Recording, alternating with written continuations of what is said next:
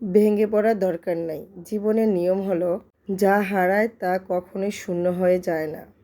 আল্লাহ অনেক সময় ফিরিয়ে দেন অন্য পথে, অন্য রূপে, যা আমরা কল্পনাও করি না।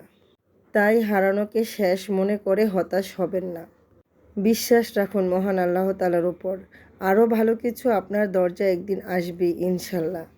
চোখের জল, অন্যায়ভাবে কাউকে ঠকানো, তার ন্যায্য অধিকার থেকে বঞ্চিত করা, অন্যায়ভাবে ঠকানো, তার রিজিক বন্ধ করে দেওয়া, তার রুহকে শাস্তি দেওয়া, এর বিচার নিশ্চয়ই মহান আল্লাহ তাআলা করবে। আর প্রকৃতি তো রয়েছে, প্রকৃতির নিয়মে ইনশাল্লাহ বিচার হবে।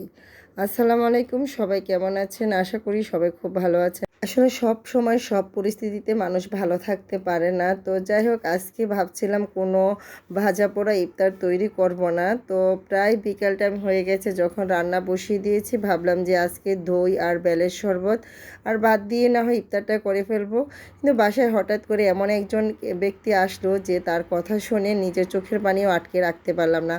যার মা বল বড়ে বড়ে আলুর চপ, বেগুনি, ফুলকপির চপ, পেঁয়াজু, বুট, খেজুর ফল কি না তৈরি করতো, ট্যাঙের শরবত, বেলের শরবত, যেগুলি খেয়ে তারা উপরতো মানুষকে খাওয়াতো। আর সে ব্যক্তি আজ মাখানো এক মুঠো খাবার হয়তো পায়, আবার না হয়তো দরজা বন্ধ করে তাকে না খেয়ে রাখে। এই কথাগুলি শোনার পরে নিচের চোখের পানিও আটকে রাখতে পারলাম না।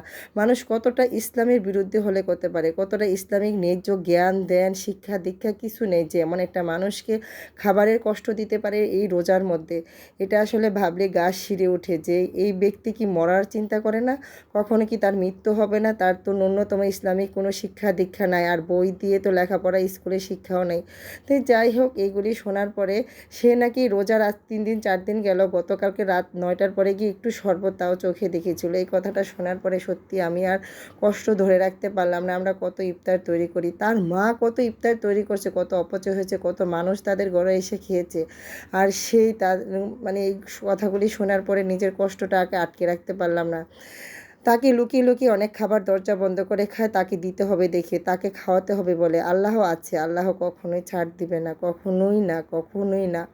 তো যাই হোক, তাকে দেখে আমি আবার গরম গরম তাড়াতাড়ি করে আলুর চপ ভাজলাম।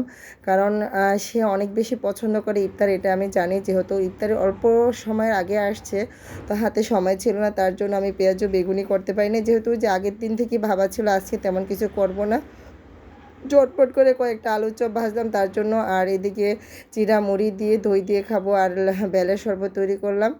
তো সে এটাতে অনেক খুশি, অনেক মজা করে খেয়েছে, খেয়ে অনেক শুকরিয়া আদায় করেছে। আল্লাহ নাকি মানুষকে তখনই একটি পরিপূর্ণ শান্তিতে রাখে যখন একজনের রুহ খাইয়ে ঠান্ডা করে।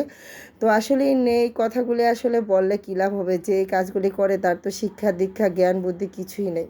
ওর মায়ের এককালীন টাকার মালিক ও আছে, ও পেনশন পাচ্ছে ওর মায়ের, তারপরও ও এই টাকা থেকে বঞ্চিত, ও খাবারে কষ্ট পাচ্ছে। কথায় আছে না, কেঁচো করতে গিয়ে সাপ যেন বের হয়ে না আসে, অপেক্ষা করো।